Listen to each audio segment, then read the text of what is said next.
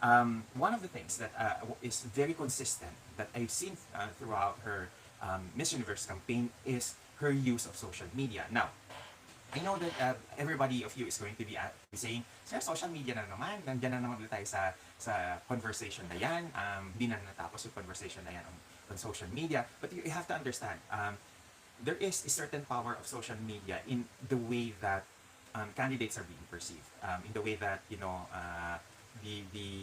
what do you call this, the Miss Universe candidates are being checked at because it's very common knowledge na the candidates how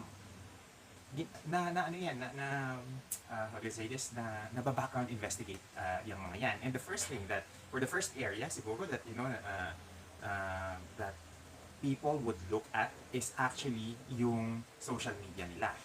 Because that is a area where people, and not just fans, but probably judges as well, get to look who the candidates are before they even meet them in person. Now, do you remember in the 69th Miss Universe, there was a VIP experience that was discussed for yung mga manonood ng Miss Universe sa on-site. And this was back back in 2020, I believe, or 2021, May of 2021, I believe, where we are all concerned kung ano yung nangyayari doon sa Guitar Hotel, kung paano yung VIP experience. I remember that there was a live stream, or there was a what do you call this? There was a Zoom call involving members of the Miss Universe organization explaining what will happen during the VIP experience on site. And one of the things that was discussed there, or was mentioned there by Meg Omisin, which is one of the key persons at the marketing team of the Miss Universe organization, sinabi niya na another topic discussed is the importance of social media. And I am quoting verbatim doon sa report.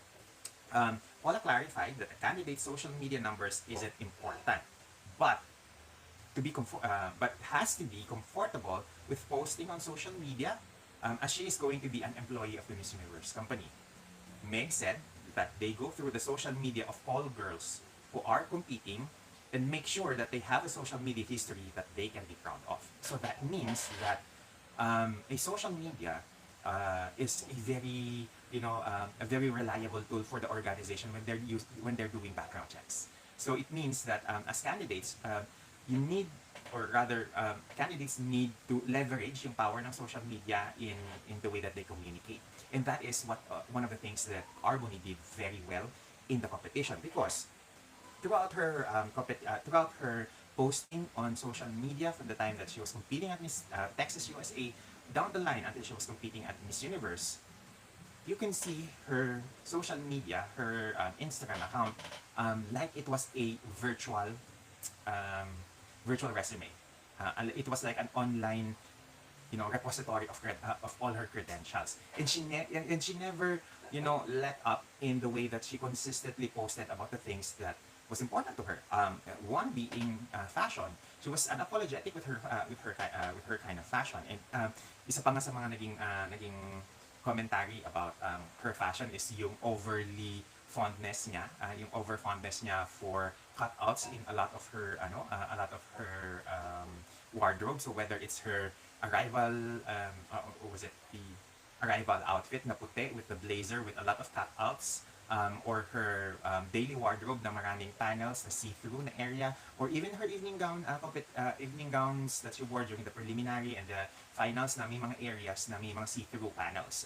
And those cutouts have always been something that she's been consistent with. And another thing that she's consistent with is her very do-it-yourself aesthetic that she does,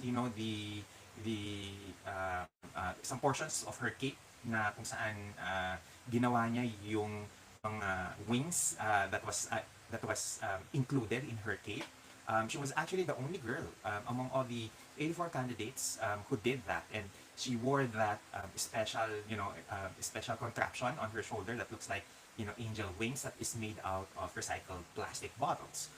And then she also did a lot of DIY in her wardrobe, like her Miss Universe interview na outfit. She actually made that outfit herself. Even her one of her interview outfits during her Miss USA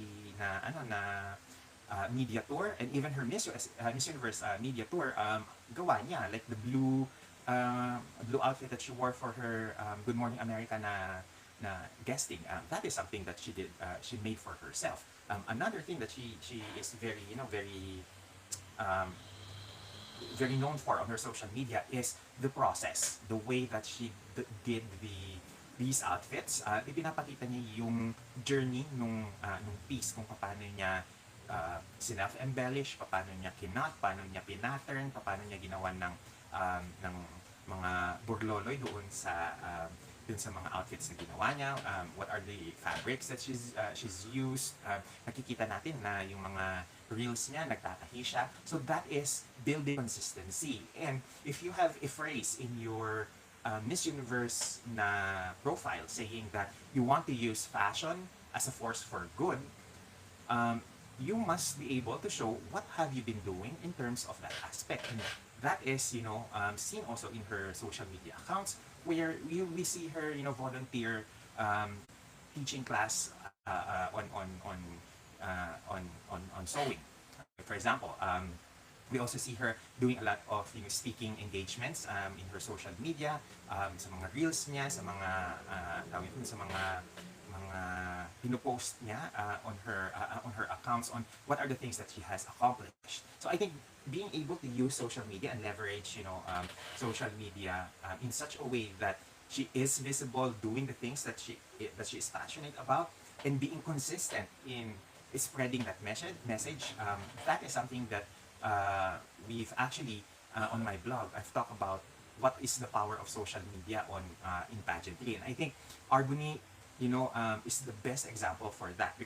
In that article, I mentioned that social media can be used as a virtual resume, and I think that was one of the things that Arbony did very well, and did spectacular on, because she made use of everything that she does on her social media is a reflection on her credentials, on her passions. And I think using your social media to become your virtual resume, it becomes, as I said earlier, a repository of all your credentials. Now, another thing that is very important with social media is that it allows you a key touch point with your fan base, with your following. Kapag nakikita ng mga followers mo that you are doing something on the advocacy side that you are talking about, or on the credential side, that helps build your image, it is more and more built within the minds of your followers that you are walking the walk, talking the talk. One of the reasons why Arbony is so good at the level of consistency that she has been showing throughout the entire pageant. Now, there is also a level where she has used her social media to build a authentic advocacy, or rather to showcase how authentic her advocacy is. And doon mo kita na aside from all the glam pics, the glam shots that is shown in her social media accounts, makikita mo na meron siyang ginagawa on the outreach. At one point, we saw her talking to school children, mga younger generation na mga alam mong nasa grade school na mga school children, talking about believing in themselves. We've also seen her talk about sustainability and sustainability practices on her social media. We've also seen her talk about fashion, because fashion is a major pollutant in the world. It's one of the industries that generates a lot of waste. She talks about using materials that are considered end-of-life materials in order for her to build wardrobe, and giving a new lease of life dito sa mga fabrics na end of life na hindi nagagamit, na hindi na pwedeng gamitin for mass consumption, and she is able to to build on that in a very authentic and very grassroots na manner. And that is something na madali mong ma-appreciate, because the receipts are there, the posts are there, to showcase as evidences, kumbaga. And one of the things that that is very important as well is that she allows herself to be visible. And being visible with your audiences is something that is really very important nowadays, because if you are unreachable, if you are not, if you are perceived as someone na hanggang tingin lang, hindi ka pwedeng mag-engage, hindi ka pwedeng kipag-communicate, that is something that is, a missed opportunity, because it allows you, having that interaction with your fans allows you to become human in their eyes. And I think that is something that we really, need to stress on future pageant girls, because despite Arbony being very, not being very mapag-reply sa comments, but the mere fact that she's able to discuss, able to show, her authentic self on social media, that is something that makes, people who observe her strategy feel that they are getting to know her in person. And I think in that kind of rapport, that kind of, ability to extend yourself to other person in a very in social media, and still appear, authentic, still appear, unscripted or unrehearsed.